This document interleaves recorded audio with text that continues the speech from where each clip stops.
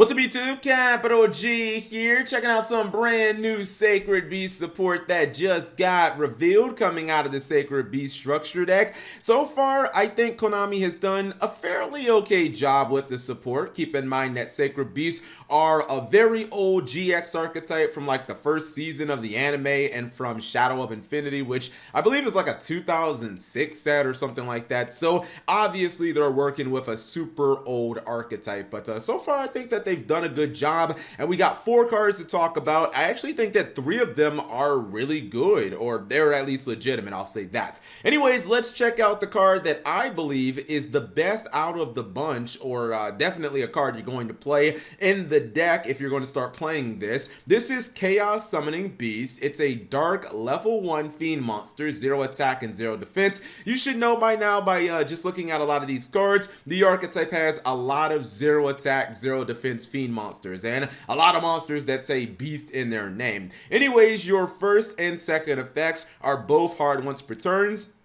However, you can use them both in the same turn, which really makes this card very strong. The first effect says you contribute this card, that is a cost. Special summon one Uriah, Haman, or Raviel from your hand, ignoring its summoning conditions. Second effect says you can banish this card from your graveyard, that's also a cost. Add 1 Fallen Paradise from your hand. So this card is very strong in my opinion, and I feel like it's for very obvious reasons. If Konami has any aspirations of the Sacred Beast ever being a competitive archetype, I feel like we're going to need as many ways as humanly possible to drop them on the field without special summoning them with their, original conditions, because ain't nobody trying to give up 3 continuous traps or 3 continuous spells to summon 1 damn monster. It's just not going to happen. Now, obviously, we already had the old school Dart Summoning Beast, and we're getting the new Dart Beckoning Beast, which can search that from the deck, and then we can summon any Sacred Beast monster from our deck. But now we have another way of kind of cheating around their summoning conditions. If you happen to have any of your Sacred Beast monsters in your hand,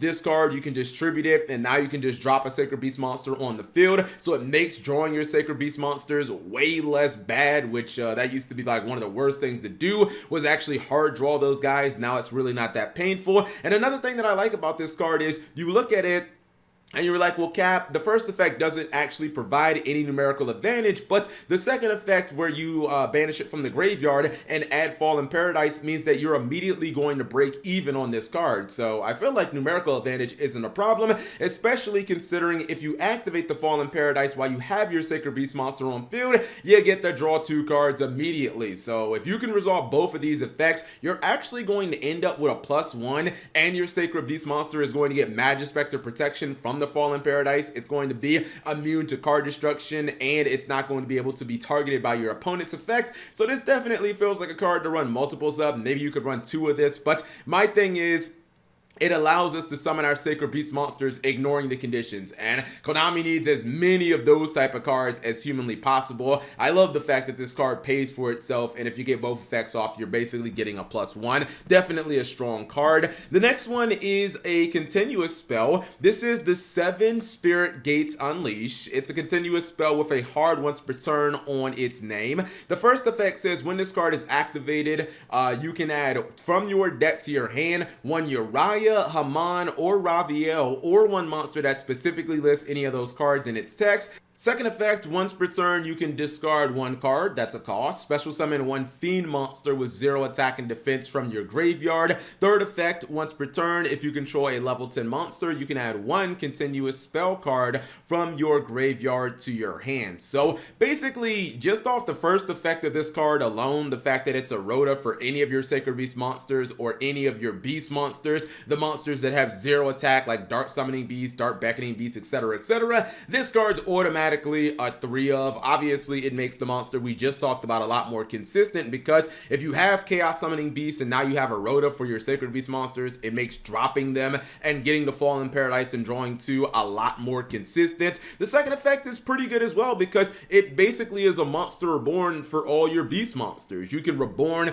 your Chaos Summoning Beast or your Dark Summoning Beast. Like, it makes it a lot easier in my opinion. I could really see you getting 2 Sacred Beast monsters on the field, maybe maybe in a single turn, or definitely in back-to-back turns if you're constantly being able to reborn a Dark Summoning Beast or a Dark Beckoning Beast or something like that. The third effect, I think, is it probably, like, I could see it coming up, but I don't know if it's going to be all that important. I understand Konami still wants to support maybe you summoning the Sacred Beast monsters in their inherent way, but I still don't really think anyone's going to do that. I can't see anybody tributing 3 continuous trap cards or 3 continuous spell cards. So if your continuous spells do happen to go to the graveyard, I guess that you do have a way of recovering them, but I don't really know that that's going to happen all that much. So the third effect, it might come up every blue moon, but I think you're really playing this card for the first and second effects respectively. I think this card is pretty solid, and the fact that it's a Rhoda means you're going to be playing multiple of this card.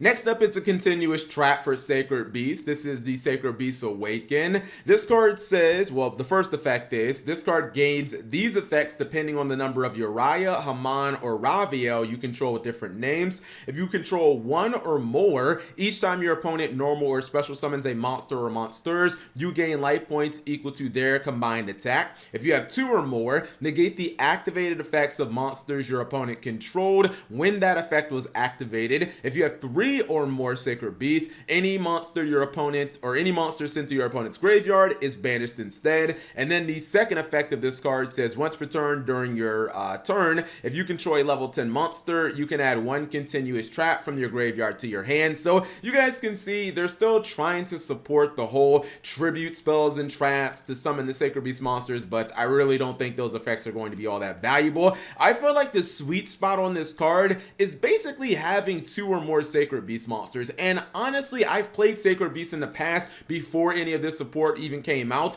It's not all that difficult to have double or to have 2 Sacred Beast monsters on the field. The problem is, in the past, Sacred Beasts really didn't have any ways of defending themselves, and with Dark Summoning Beasts, you couldn't really attack, or you didn't get like a battle phase that turn, so you'd have these 2 big Sacred Beast monsters on the field that like didn't do anything and you couldn't kill your opponent. Now you have a card that basically is a skill drain against your opponent, which is definitely really nice. If you get 3 Sacred Beasts on the field, then it becomes a Macrocosmos, and I can't really see you losing at that point unless your opponent obviously removes this card, but I'm thinking this is pretty legit, because if you're playing things like Fallen Paradise and you're hard drawing into this off of Fallen Paradise, which of course is a free pot of greed by controlling a Sacred Beast monster, like this is a very good defensive card. I think that you could play maybe 1 or 2 copies of this, get a couple of Sacred Beast monsters on the field, and then it's not the worst thing in the world that you can't get a battle phase that turn, because you basically got a skill drain against your opponent and they're not going to be able to use monster effects, and we know how strong monster effect suppression is in Yu-Gi-Oh! Look at things like Appaloosa, Infinite Impermanence, etc., etc. So I would definitely run this card. It seems like their most legitimate defensive card, and Lord knows they need ways of disrupting the opponent, so I definitely like the card. The final card is a monster that I'm not a very big fan of. This is Chaos Core. It's a dark level 3 fiend monster, 0 attack, 0 defense. Its first effect is a hard once per turn. It says when this card is targeted by a card effect or an opponent's monster attack, you can send up to 3 cards from your hand and or deck to the graveyard, 1 each of Uriah, Haman, and Raviel, and if you do, place Phantasm counters on this card for each card sent to the graveyard, and if you do that, you take no battle damage for the rest of the turn. Second effect, if this card would be destroyed by battle or card effect, you can remove 1 Phantasm counter from it instead. So this card is basically like a giant foolish burial for the Sacred Beast monsters. It can, if you resolve it, basically put 3 of your Sacred Beast monsters into the graveyard immediately, and that's kind of cute. It would technically allow you to set up for Dimension Fusion Destruction, which of course is also going to be released in a structure deck that's basically a Miracle Fusion for the archetype. So I mean, if you can resolve that effect and drop all 3 of your Sacred Beast monsters in the grave, then activate Dimension Fusion Destruction, you could technically summon Armityle, the Chaos Phantom, their fusion monster, and maybe try to beat the crap out of your opponent with that. The problem is this card is so painfully obvious to see, and obviously your opponent can play around it. I mean, it's a card that your opponent has to attack or target for it to basically resolve. I mean, I guess technically you could target it yourself, but that's probably not going to be that easy, and if you're relying on your opponent attacking one of your monsters, you're probably not in good position, because the second your opponent reads the card, they're just going to be like, I better try to get this off the field without attacking it or without targeting it. And obviously, there are still a lot of decks in Yu-Gi-Oh! That have non-targeting removal. Even if you can get your Sacred Beast monsters in the graveyard, if you don't have their fusion spell, what exactly does this card really do? Like, it drops some Sacred Beast monsters in the graveyard, then what? I just feel like this card doesn't really accomplish that much, especially not in comparison to the other monsters like Dart Summoning Beast, Dart Beckoning Beast, and Chaos Summoning Beast. Like, I feel like all of those cards accomplish things by themselves. This card, I feel like, needs a lot of setup. Like, it needs other cards to kind of be good. And honestly, I don't think I'd run this card. It just doesn't really feel like it does all that much for the deck. But maybe you guys disagree. If you do, of course, leave it in the comment section below and let me know what you think of these cards. I think Konami did a pretty decent job with these cards. I'm not a big fan of Chaos Core, but the other 3 cards seem pretty solid to me. Anyways, thank you guys for watching. As always, subscribe if you have not already and turn on that notification bell for daily videos.